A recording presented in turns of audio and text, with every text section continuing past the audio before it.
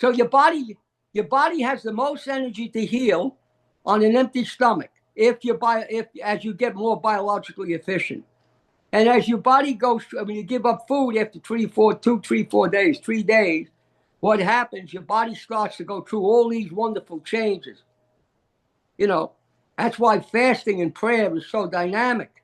There's, 72 or a few more places in the Bible where fasting and prayer is tremendous for healing. I do recommend people have problems, do it under supervision. I don't think people should do it on their own. Somebody just told me they're thinking about going on a 40-day fast. They never, that'd be a mistake, but people don't have a clue what they're doing.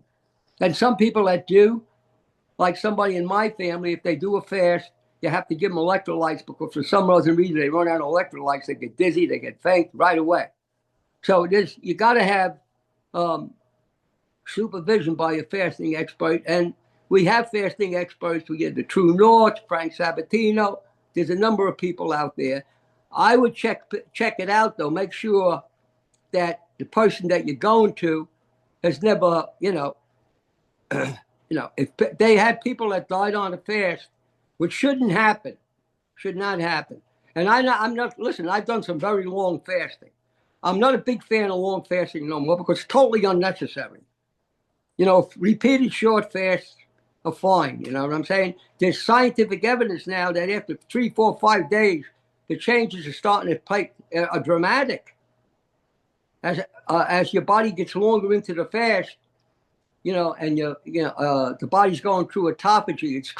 It's utilizing all the waste matter. It's killing the weak and dying cells. The body has its own priorities.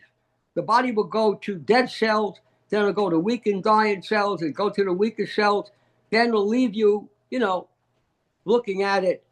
It's not a perfect situation, but the body has infinite wisdom beyond most understanding. When you say a long... when I found out from fasting and prayer, I was starting to, carry it to, was unnecessary. My wife asked me to stop fasting because I could walk around fasting and do things. There was a period, plus I did something else I wouldn't even get into. With the desire to help people years ago, I tried to share it. Then I realized this, even though it was miraculous, it was a dangerous tool in the wrong hands. Some of the stuff in the wrong hands. I went through something where I'm telling you, I was like a toothpick. I'm so strong, it was unbelievable. I could do 60 curls with each arm with 30-pound dumbbells. That might not sound a lot, but at 120 pounds, that's a lot. Right? Yeah, absolutely. So when you say a long-term fast is not necessary, what do you mean a long-term fast? What do you consider long-term? Anything beyond 21 days. Do you think it's not necessary for anyone ever, or just it's just... Well, there's a lot of people can benefit from doing a 30-day fast, but I'm worried about the people that could possibly run into trouble when it's not necessary, and they can accomplish the same thing on a few shorter supervised fasts. What's the point of pushing the person? That's the question. Find out they're on a 40, 45-day fast and something goes wrong. That's the question.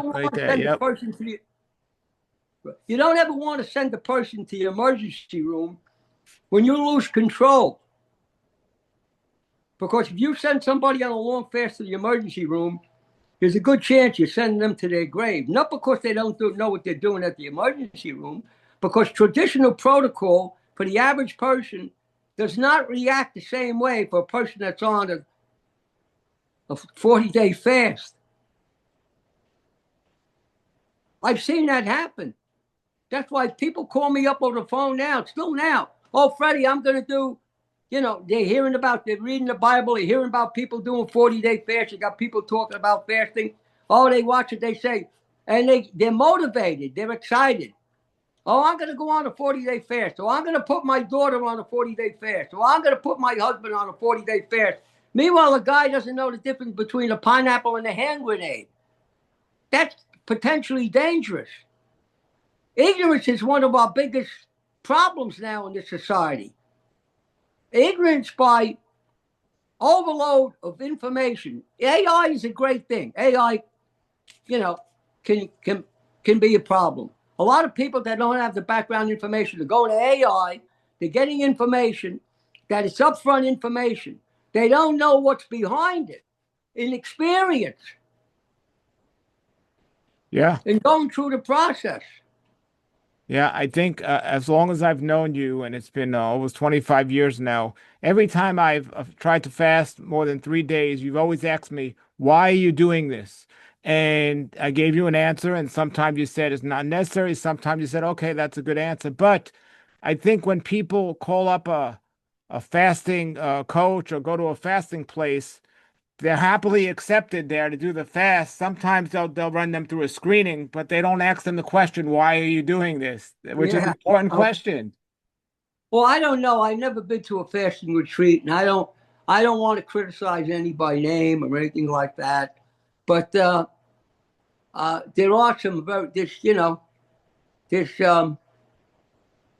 whenever you're going to a fasting retreat, there's no question that's silly. And a good practitioner knows that, realizing that this is a big experience for people. The good thing about going to a fasting retreat, there's other people that are being fasted, are going through,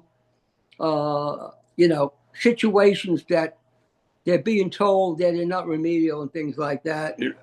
There's some great people out there. There's some people out there that ego can be a tremendous block to providing information or acknowledging that you can make a mistake. So Frank Sabatino is a great guy. You know how he is. I haven't spoke to him in years, but he's very knowledgeable. He's one of the most knowledgeable guys that came out of natural hygiene. Of course, he's got a tremendous background. Yeah. But well, yeah. he's a great people. And True North I don't know who runs the place out there now. Nature's wealth, good for your health. This is the raw life health. Nature's wealth.